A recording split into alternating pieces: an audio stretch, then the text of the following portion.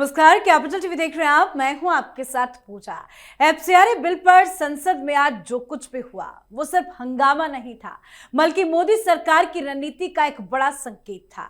जिस एफसीआरए संशोधन विधेयक 2026 को लेकर विपक्ष लगातार सरकार पर हमलावर था, जिसे कांग्रेस समेत विपक्षी दल अल्पसंख्यकों और एनजीओज के खिलाफ बताकर वापस लेने की मांग कर रहे थे, आज उसी बिल को सरकार ने संयुक्त संसदीय समिति यानी कि जेपीसी के पास भेजने का रास्ता खोल दिया। लोकसभा में केंद्रीय गृह राज्य मंत्री नित्यानंद राय ने बिल को जेपीसी के पास भेजने का प्रस्ताव रखा और प्रस्ताव आते ही विपक्ष ने जोरदार हंगामा शुरू कर दिया। बिल वापस लो के नारे लगे, जबरदस्त विरोध हुआ, लेकिन हंगामे के बीच प्रस्ताव पास हो गया। विपक्ष चाहता था कि सरकार बिल वापस ले ले, लेकिन सरकार ने बिल वापस लेने के बजाय उसे जांच और समीक्षा के लिए जेपीसी के हवाले कर दिया।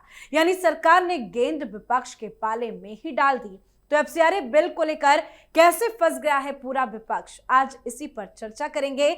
मेरे साथ स्टूडियो में मौजूद हैं कैपिटल टीवी के editor in chief doctor Manish Kumar. Doctor साहब, बहुत बहुत स्वागत है आपका। धन्यवाद सर, एफसीआरए बिल को तो जेपीसी के पास भेज दिया गया है, लेकिन कैसे आज पूरा विपक्ष फंस गया? देखिए, इसे जेपीसी के पास भेजना मत कहिए जी। मैंने कल भी कहा था, यह बिल पास हो गया, अब इसको कोई नहीं रोक सकता। प्रधानमंत्री मोदी देर करते हैं लेकिन सॉलिड करते हैं। वो कहते हैं ना कि देर आए दुरुस्त आए। देर आए और दुरुस्त आए, तो ये दुरुस्त ही आ रहे हैं, क्योंकि जेपीसी में आपने बताया 31 लोग होंगे। हाँ। 21 लोकसभा से और 10 राज्यसभा से, तो वहां तो वोटिंग से ही सब कुछ होगा ना। और मैं आपको बता रहा हूं कि उस जेपीसी में किस किस पार्टी से कितने लोग होंगे, आपको सारी चीजें समझ में आ जाएगी कि खेल क्या कर दिया है। और राहुल गांधी को समझ में नहीं आया। राहुल गांधी के वो केसी वेणुगोपाल क्यों चीख चीख के चिल्ला चिल्ला करके बातचीत कर रहे थे, मैं आता हूं उसके ऊपर। लेकिन विपक्ष की मूर्खता को देखिए। मैं आपको बस 3 बातें कहूंगा, और ये कोई इमेजिनेशन पे नहीं कह रहा, मैं इमेजिनेशन पे नहीं कह रहा, I am telling you some facts. Rahul Gandhi से कोई पूछे जाकर के, क्या आपने मणिपुर बहुत हंगामा किया? आप मुझे इस सवाल का जवाब दे दो कि मणिपुर में जो हिंसा हुई, और बेसिकली मेतीज और वहां पे जो नागा के दूसरे ट्राइब थे, वो क्रिश्चियन ट्राइब्स थे। और अगर ये मालूम चले कि केरल का कोई क्रिश्चियन संगठन जिसे विदेश से फंडिंग मिलती है, वो पैसे दे रहा था मणिपुर में एक फैक्शन को, तो क्या ये सही है? क्या उस मिशनरी, उस क्रिश्चियन ऑर्गेनाइजेशन के एसेट को जब्त करना चाहिए या नहीं करना चाहिए? उसके ऊपर बैन लगाना चाहिए या नहीं लगाना चाहिए? अगर आपको यह मालूम चलता है कि कोई एनजीओ है, वो पैसे दे रहा है नक्सलियों को, और उस पैसे से म्यांमार के जरिए चाइना से हथियार आ रहा है नक्सलियों के पास, और वो छत्तीसगढ़ के अंदर कांग्रेस पार्टी के एक जनरेशन ऑफ लीडर्स को, एक साथ 15-20 कांग्रेस के बड़े बड़े लीडर्स को बॉम्ब से उड़ा दे, क्या इस तरह के ऑर्गेनाइजेशन के ऊपर बैन लगना चाहिए या नहीं लगना चाहिए? जो लोग, जो एनजीओ उन लोगों को फंडिंग कर रहे हैं, उसके ऊपर ताला लगना चाहिए, उनके एसेट को जब्त करना चाहिए या नहीं करना चाहिए? कांग्रेस पार्टी की सरकार थी, छत्तीसगढ़ में बड़े बड़े नेता मारे गए और इन्होंने चूड़ियां पहन ली हाथ में, कोई एक्शन लिया ही नहीं। सारी रिपोर्ट आ गई, कहानी आ गई। अभी अगर ये मालूम चलता है कि 2 अमेरिकन मिजोरम के अंदर क्रिश्चियंस को आर्म्स की ट्रेनिंग दे रहे हैं, आर्म्स की ट्रेनिंग दे रहे हैं, तो जहां से फंडिंग हो रही है उसको रोकना पड़ेगा या नहीं रोकना पड़ेगा? कल ये मालूम चलता है कि ये द्वीप के कोई ठाकुर फाउंडेशन से इसके सारे लोग वो पैसे उठा रहे हैं। कहीं और मालूम चलता है कि कोई और आंदोलन हो रहा है, किसान आंदोलन हो रहा है, उसमें तमाम जुड़े हुए लोग वो जॉर्ज सोरोस से जुड़े हुए हैं। एक्शन होना चाहिए नहीं होना चाहिए? जब मैं ये सवाल कर रहा हूं, आप सीधा बोलेंगे बिल्कुल होना चाहिए। इन लोगों को छोड़ा कैसे जा सकता है? तो राहुल गांधी को क्या प्रॉब्लम है? राहुल गांधी की प्रॉब्लम यह है कि उसकी जो पूरी यात्रा थी, उस यात्रा में जॉर्ज सोरोस के लोग चट्टे बट्टे वो साथ साथ चल रहे थे, विदेशी फंडिंग के जो दरवाजे पे बैठा हुआ लोग, इसलिए चीख चिल्ला रहे हैं। जिस तरह से हाफ रहा था ना केसी वेणुगोपाल, क्या कह रहा था? Our demand is to withdraw the bill, what is the purpose of this bill? On one side RSS is getting donation from all over the world without registration. अच्छा चलो भाई, चुनौती है, आरएसएस को कहां से पैसा फंडिंग मिल रही है? जब रजिस्ट्रेशन नहीं है, बैंक अकाउंट नहीं है, पैसा कहां से आ रहा है आरएसएस को? चलो भाई साबित तो कर दो जी, साबित करो ना। हर चीज में आरएसएस, हर चीज में आरएसएस।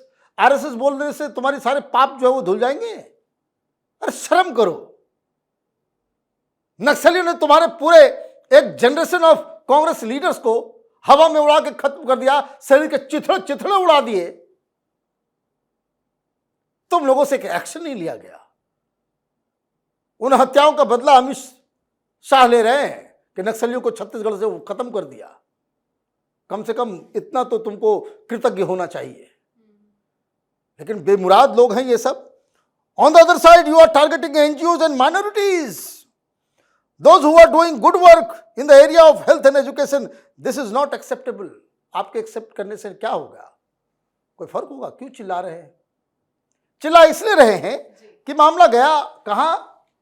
जेपीसी में। अब जेपीसी में 31 लोग होंगे, लोकसभा से 21। तो जेपीसी में कौन होगा नहीं होगा, जो उसका जो चयन जो होगा, क्योंकि ये बिल लोकसभा में पेश किया गया तो बिरला साहब तय करेंगे।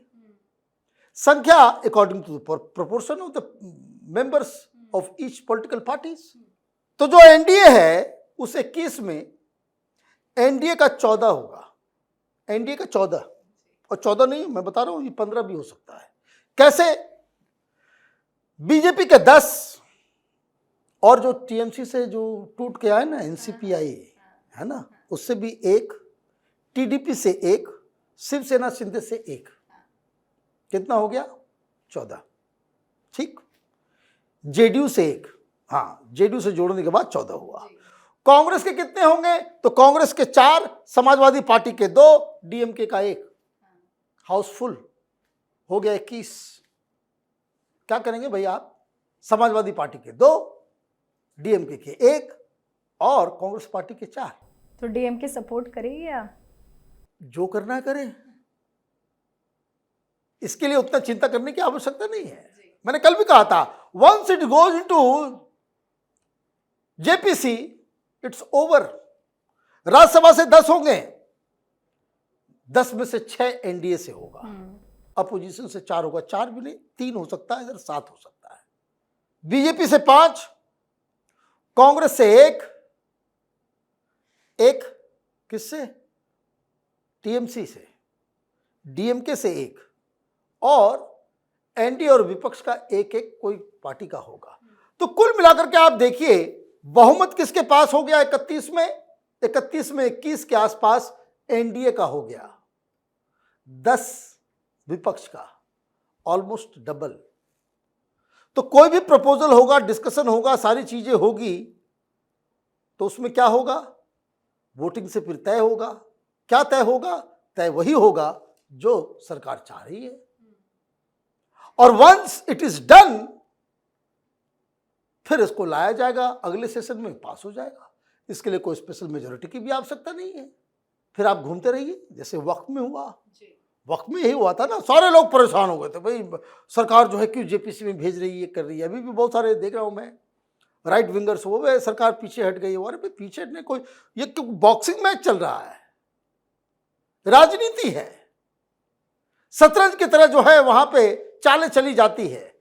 हमें एंड रिजल्ट से मतलब है, और ऐसा एंड रिजल्ट कि जिसके ऊपर फिर सवाल खड़े ना हो सके। आप देखिए ये तो कुछ नहीं है, वक्फ के ऊपर तो 1 लाख से ज्यादा ईमेल करवा दिया था मौलवी मौलानाओं ने, और कोई सऊदी अरब से, कतर से, तो ओमान से वो पूरा प्रोपेगेंडा चल रहा था विदेशी पैसे से। क्या हुआ? हुआ क्या? कुछ नहीं। वो जेपीसी में गया, ये लोग लड़ते रहे, झगड़ते रहे, जेपीसी ने वही बना करके दे दिया। उसके बाद अब जाते रहे आप, सुप्रीम कोर्ट में गए, कुछ हुआ क्या? नहीं। अंततः क्या हुआ? सारे वक्फ को जो है रजिस्ट्रेशन कराना पड़ा। इसी तरीके से ये एनजीओ का भी होगा। बहुत सारे लोग चीख रहे हैं, चिल्ला रहे हैं, क्यों? देखिए इसमें कौन कौन लोग भुक्तभोगी होंगे। वो जो हिंदुओं के खिलाफ बड़े बड़े वकील जो है ना, 25-25 लाख एक बार खड़े होने का जो लेते हैं, है ना, वो सब परेशान होंगे। वो सारे पत्रकार परेशान होंगे जो दिन रात हिंदुइज्म को गाली देना, हिंदुत्व को गाली देना, देश को गाली देना, राम के ऊपर सवाल उठाना, वाल्मीकि के ऊपर सवाल उठाना, ये सारे काम करने वाले, ये गैंग है, ये सब एक ही थाली के चट्टे बट्टे हैं। और उनके साथ खड़ी ये सब पॉलिटिकल पार्टीज हो गई, उस तरह के एनजीओज हो गए, स्कॉलर हो गए, प्रोफेसर्स हो गए, सेमिनार करने वाले फ्रॉड्स हो गए, है ना, क्रिश्चियन मिशनरीज हो गए, ये मौलवी मौलाना लव जिहाद करवाने वाले, धर्मांतरण कराने वाला, ये पूरा रैकेट, जो ऑल दिस निगेटिव थिंग्स, ये पूरा जो निगेटिव नेटवर्क जो है हिंदुस्तान के खिलाफ काम करने वाले, ये सब एक तरीके से लामबंद हैं। They are a team.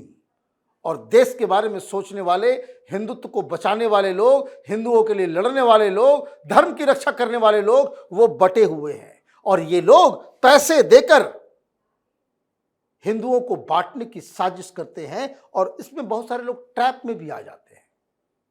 लेकिन सरकार की दृष्टि, प्रधानमंत्री मोदी की दृष्टि जो है वो अर्जुन की तरह है। बिल लाना है तो लाना है, देर से आएगा कोई बात नहीं, लेकिन निशाना सटीक मारेंगे। क्या क्या बात कर रहे हैं ये लोग, और उनके लॉजिक में कोई हमको समझ में नहीं आया। भाई एक आ रहा है, इससे क्या होगा? पहली चीज कि जो इंटरनेशनल विदेशी जो इन्फ्लुएंस हिंदुस्तान की राजनीति में, हिंदुस्तान की सोशल मीडिया पे, हिंदुस्तान में जो नैरेटिव गढ़ने की जो विदेशी जो चेष्टा होती है, उसके ऊपर लगाम लगेगा, क्योंकि वो सब कुछ पैसे के लिए करते हैं। विदेश से एक भी पैसा आए, क्या वो अकाउंटेबिलिटी उसमें नहीं होना चाहिए? ये कह रहे हैं नहीं होना चाहिए। ये चाहते हैं भाई, आप विरोध क्यों कर रहे हो? आप चाहते हो कि भाई जॉर्ज सोरोस तय करे, या कोई तलचट्टे को यहां पे हीरो बना करके खड़ा कर दिया, प्रधानमंत्री के वीडियो को डाउन कर दे रहा है, वो तलचट्टों के वीडियो को जो है आगे बढ़ा दे रहा है। तुम्हारी ये हिमाकत, ये पैसे पे ही हो रहा है ना, तो उसका हिसाब किताब तो देना पड़ेगा। और विदेश से यहां पे फंड इकट्ठा करके ये एसेट क्रिएट कर रहे हो। भाई गुलाम हो क्या तुम? आपको स्कूल चलाना है चलाइए, आपको हॉस्पिटल चलाना है चलाइए, नो प्रॉब्लम। लेकिन हॉस्पिटल के नाम पे पैसे लेकर के आइए और यहां पे जो है ड्रग का धंधा शुरू कर दोगे, तुमको पकड़ा नहीं जाएगा? बिल्कुल पकड़ा जाएगा। आप इस तरह की चीजों को, आप उसको कहते हैं ना कि भाई आप एक खामखा एक नैरेटिव क्रिएट करके कि बड़े अच्छा काम कर रहे हैं ये लोग, सिविल सोसाइटी। अरे भाई सिविल सोसाइटी नहीं चाहिए हमें उस तरीके का, जो देश में खाते हैं और पाकिस्तान का गाते हैं, जो देश में खाते हैं और चाइना की दलाली करते हैं, जो देश का खाते हैं और अमेरिका के लिए वो हिट जॉब का काम करते हैं। We don't want that kind of civil society. Civil society की जरूरत है, लेकिन वो देशी होना चाहिए, हिंदुस्तान की संस्कृति में रूटेड होना चाहिए। ऐसा सिविल सोसाइटी चाहिए। तो पॉलिटिकल ये हो रहा है, वहां पे कार्यक्रम वो तिलचट्टों का हो रहा है, बस नाम रहेगा अल्लाह का। अरे ये क्या बकवास है? हमको ऐसा सिविल सोसाइटी चाहिए जो आतंकवादी उमर खालिद को कहता हो कि हमारा वो बहुत बड़ा फिलोसफर है। ये टुकड़े टुकड़े गैंग के साथ खड़े होने वाले लोग सिविल सोसाइटी कहलाने के हकदार हैं। They must be treated like terrorist. They must be treated like terrorist. सरकार बड़ी सॉफ्ट तरीके से काम कर रही है। ये सारे वामपंथी जो हिंदुस्तान में रह करके एंटी इंडिया काम करते हैं, चाइना में होते, अभी तक इनको गायब कर दिया गया होता, या फिर चौराहे पे इनको टांग दिया गया होता। यहां बैठ के बकवास कर रहे हैं ये लोग। विदेशी फंडिंग को आप जस्टिफाई नहीं कर सकते, और विदेशी फंडिंग चाहिए, आपको जो करना है कीजिए, लेकिन पाई पाई का हिसाब देकर के कीजिए। आपको कोई टोकने वाला नहीं, कोई रोकने वाला नहीं है।